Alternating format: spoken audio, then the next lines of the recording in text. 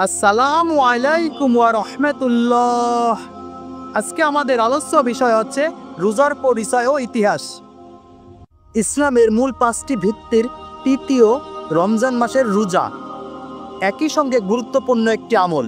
ইসলামের বিধান অনুযায়ী প্রত্যেক সুস্থ ও বিবেক সম্পন্ন প্রাপ্তবয়স্ক ও মুসলমানের জন্য রমজান মাসের প্রতিদিন রোজা রাখা ফরজ বা অবশ্য পালনীয়। রোজা শব্দটি ফার্সি শব্দ রোজ থেকে এসেছে রোজা। এর আরবি হলো সাওম বা সিয়াম, যার শাব্দিক অর্থ কোনো কাজ থেকে বিরত থাকা। পারিভাষিকভাবে শুভে সাদিক থেকে সূর্যাস্ত পর্যন্ত সব ধরনের পানাহার ও যাবতীয় যৌনাচার, অশ্লীলতা, অপচয়, অপব্যবহার এবং অন্যায় আচরণ ও অত্যাচার, অবিচার থেকে বিরত থাকার নাম রোজা। যেহেতু দিনের শুরু থেকে শেষ পর্যন্ত এই আমলটি পালন করা হয়, তাই একে রোজা বলা হয়। প্রথম কখন ও কোন রোজা ফরজ ছিল এ নিয়ে মতভেদ রয়েছে। কেউ বলেন 10ই মুহররম অর্থাৎ আশুরার রোজাই সর্বপ্রথম ফরজ ছিল। আবার কারো কারো মতে আইয়ামে বীজ অর্থাৎ প্রত্যেক চন্দ্র মাসের 13, 14, 15 তারিখের রোজা ফরজ ছিল। বস্তুত রোজা রাখার বিধান সর্বযুগেই ছিল। হযরত আদম আলাইহিসসালাম থেকে শুরু করে হযরত মুহাম্মদ আলাইহিসসালাম পর্যন্ত সব নবী রাসূলের যুগেই রোজার বিধান ছিল। রাসূলুল্লাহ সাল্লাল্লাহু আলাইহি সাল্লাম যখন মদিনায় হিজরত করলেন তখন আইয়ামে বীজের রোজা রাখতেন। এরপর হিজরতের দ্বিতীয় হিজরিতে উম্মতে মুহাম্মাদের জন্য রোজা ফরজ করা হয়।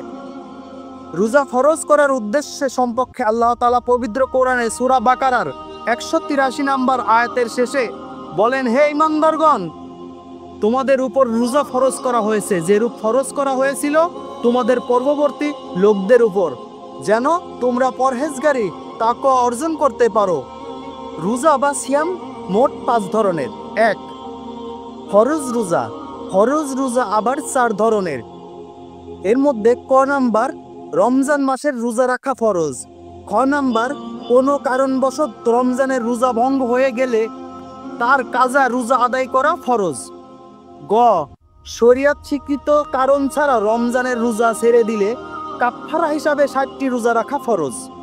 ঘ রোজা রাখার মানত করলে তা আদায় করা ফরজ। 2. ওয়াজিব রোজা নফল রোজা রেখে ভঙ্গ করা হলে পরে তা আদায় করা ওয়াজিব। 3. সুন্নত রোজা মুহররম মাসের 9 ও 10 তারিখে রোজা রাখা সুন্নত। 4.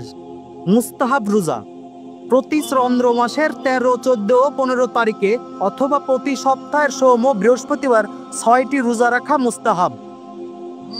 5. নফল রোজা মুস্তাহাব আর নফল খুব কাছাকাছি আমল বা ইবাদত। অনেকেই বলেছেন মুস্তাহাবই নফল বা নফলই মুস্তাহাব। ভিডিওটি ভালো লাগলে একটি লাইক, একটা কমেন্ট আর অবশ্যই সদকায়ে জারিয়া হিসাবে ভিডিওটা শেয়ার করবেন।